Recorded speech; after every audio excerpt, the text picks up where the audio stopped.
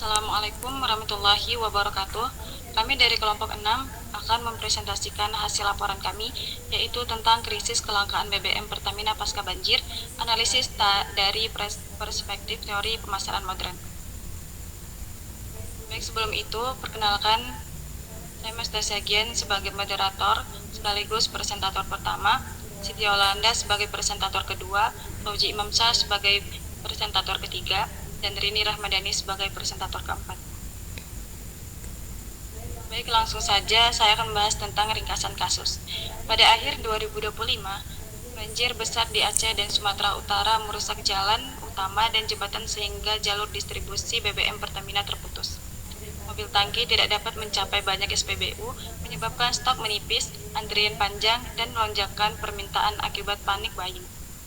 Situasi semakin memburuk karena hoaks yang menyebar cepat di media sosial, sementara klarifikasi resmi Pertamina dinilai kurang cepat dan tidak merata di berbagai platform.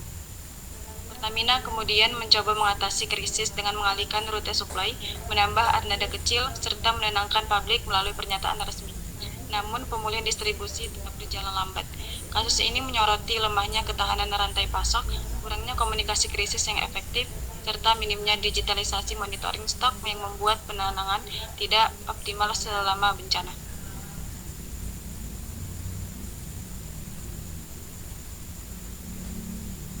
Kelangkaan BBM terjadi karena jalur distribusi terputus akibat banjir sehingga suplai ke SPBU terhambat. Panik buying membuat permintaan melonjak dan stok cepat habis. Hoaks yang menyebar luas memperburuk situasi karena komunikasi resmi Pertamina lambat. Selain itu, kesiapan manajemen krisis masih rendah dan tidak adanya digitalisasi stok membuat pengendalian distribusi kurang efektif. Kemudian ada masalah-masalah yang teridentifikasi yaitu yang meliputi yang pertama gangguan distribusi dan rantai pasok, panik buying dan perilaku konsumsi tidak rasional, penyebaran hoaks dan informasi tidak akurat, kesiapan manajemen krisis Pertamina belum optimal, dan minimnya digitalisasi monitoring stok SPBU. Baik, selanjutnya akan dijelaskan oleh Siti Yolanda. Baiklah, selanjutnya yaitu landasan teori. Yang pertama yaitu marketing mix 7P. Teori ini menekankan 7 elemen pemasaran: produk, reach, plans, promotion, people, proses, dan visual evidence.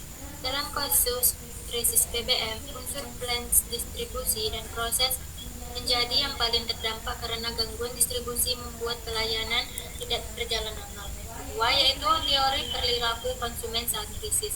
Saat terjadi bencana, persepsi risiko meningkat sehingga memicu panik buying. Konsumen membeli BBM berlebihan meski stok belum benar-benar habis. Perubahan perilaku ini memperburuk kelangkaan. Yang ketiga yaitu teori manajemen rantai pasok energi. Rantai pasok energi harus memiliki jalur alternatif, buffer stok, dan sistem monitoring agar tetap berjalan saat terjadi gangguan. Dalam kasus ini, terputusnya jalur distribusi menunjukkan lemahnya ketahanan supply chain Pertamina. Yang keempat yaitu teori manajemen krisis perusahaan energi. Manajemen krisis menuntut kesiapan protokol, respon cepat, dan koordinasi dengan pemerintah. Keterlambatan pengalian rute dan minimnya buffer stok menunjukkan kesiapan yang belum optimal. Terakhir yaitu teori komunikasi krisis dan inovasi digital. Komunikasi saat krisis harus cepat, akurat, dan konsisten agar tidak menimbulkan kepanikan. Minimnya, klarifikasi cepat menyebabkan hoaks menyebar. Selain itu, digitalisasi seperti LOT dan dashboard stok sangat penting untuk transparansi dan efisien distribusi. Selanjutnya akan dibacakan oleh Fauji Imamsyah. Nah, selanjutnya analisis studi kasus. Yang pertama, analisis gangguan distribusi BBM. Banjir merusak jalan dan jembatan di Aceh sampai Sumatera sehingga mobil tangki tidak dapat menjangkau SPBU.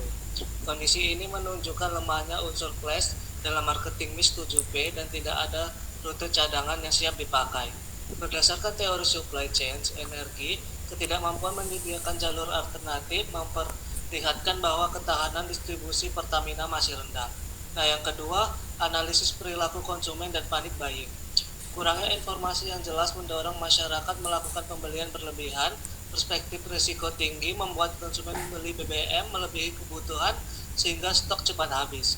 Fenomena ini sesuai dengan teori perilaku konsumen saat krisis, di mana panic buying memperburuk kelangkaan yang sebenarnya dipicu oleh gangguan distribusi. Nah, yang ketiga, analisis efektivitas komunikasi publik Pertamina. Komunikasi resmi Pertamina dinilai lambat, terutama di media sosial, sehingga masyarakat mengandalkan informasi dari sumber tidak resmi. Akibatnya hoaks mengenai penutupan SPBU menyebar luas dan meningkatkan kepanikan. Menurut teori komunikasi krisis, keterlambatan informasi dapat menurunkan kepercayaan masyarakat dan memperparah situasi. Nah, selanjutnya yang keempat, analisis kesiapan manajemen krisis Pertamina. Pengalihan rute distribusi dilakukan tetapi tidak cukup cepat untuk menutupi kekurangan pasokan. Hal ini menunjukkan bahwa protokol krisis Pertamina belum berjalan optimal. Kurangnya koordinasi dan minimnya buffer stok di daerah rawan banjir memperlihatkan bahwa sistem respon darurat masih perlu ditingkatkan. Nah, yang kelima, analisis ketahanan infrastruktur dan buffer stock. Banyak SPBU cepat kehabisan BBM karena tidak memiliki stok cadangan yang cukup. Minimnya buffer stock regional memperlambat pemulihan distribusi dan membuat daerah berdampak semakin sulit mendapatkan pasokan. Struktur distribusi Pertamina belum mendukung stabilitas pasokan pada situasi bencana. Nah, yang keenam, analisis digitalisasi distribusi dan monitoring stok. Ketiadaan sistem monitoring stok berbasis digital atau real time membuat SPBU sulit diprioritaskan dan Pertamina tidak dapat memberikan informasi akurat kepada masyarakat. Kurangnya inovasi digital ini menyebabkan proses pengambilan keputusan menjadi lambat serta melemahkan transportasi pasokan di lapangan. Nah, selanjutnya akan dibacakan oleh Rini Ramadhani. Baiklah, selanjutnya itu benchmark internasional. Yang pertama, praktik manajemen krisis BBM di Jepang.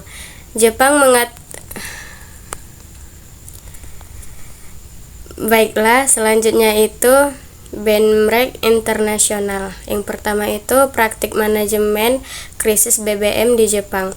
Jepang mengatasi krisis dengan membangun depo BBM cadangan di berbagai prefektur serta menggunakan sistem monitoring IoT untuk membantu stok real time, sehingga distribusi tetap berjalan dan respon cepat dapat dilakukan saat bencana. Yang kedua itu sistem tanggap darurat BBM di Amerika Serikat atau FEMA Fuel Allocation System. Amerika Serikat menyalurkan BBM darurat melalui FEMA yang bekerja sama dengan pemerintah, militer, dan perusahaan energi. Sistem ini memungkinkan suplai tiba tidak lebih kecil dari 24 jam dan memprioritaskan fasilitas penting selama krisis. Yang ketiga itu digitalisasi monitoring stok BBM di Korea Selatan. Korea Selatan menggunakan sensor IoT dan pusat data nasional untuk membantu stok SPBU secara real time dengan informasi yang dapat diakses publik. Sistem ini meningkatkan transparansi, mencegah panic buying, dan mempercepat distribusi saat terjadi gangguan. Nah, yang selanjutnya itu rekomendasi pemasaran itu yang pertama memperkuat jalur distribusi dan rute alternatif. Pertamina perlu menyiapkan skenario distribusi darurat, termasuk penggunaan armada kecil dan depo cadangan di wilayah rawan banjir. Yang kedua itu meningkatkan digitalisasi rantai pasok, sensor IoT, dashboard stok real time, dan integrasi data SPBU dibutuhkan untuk mencegah misinformasi serta mempercepat keputusan distribusi. Yang ketiga itu mengoptimalkan komunikasi publik saat krisis. Informasi harus cepat, akurat, dan konsisten di platform seperti Instagram, X, TikTok, serta aplikasi resmi untuk mengurangi panic buying dan hoaks. Yang keempat itu memperkuat manajemen krisis internal, dibutuhkan tim respon cepat, SOP bencana, serta pelatihan petugas SPBU dan unit distribusi agar lebih siap menghadapi situasi darurat. Yang kelima itu mengoptimalkan bauran pemasaran atau 7P. Fokus terutama pada aspek proses, dan people agar layanan tetap berjalan meskipun pasokan terganggu. Yang keenam itu edukasi publik mengenai konsumsi BBM yang bijak. Kampanye untuk mendorong masyarakat tidak membeli secara berlebihan agar permintaan tetap stabil saat krisis. Nah, kesimpulannya itu krisis kelangkaan BBM pasca banjir terjadi karena terputusnya jalur distribusi, perilaku panik buying masyarakat, serta komunikasi Pertamina yang kurang cepat.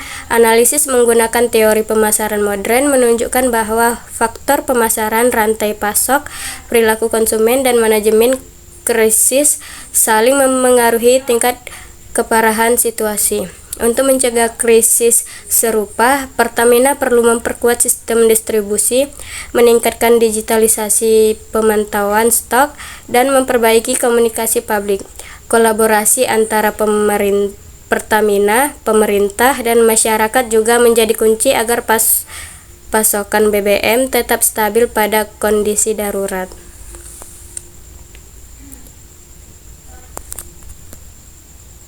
Baik, terima kasih. Sekian dari hasil presentasi kami. Terima kasih atas segala perhatian. Mohon maaf atas segala kekurangan. Assalamualaikum warahmatullahi wabarakatuh.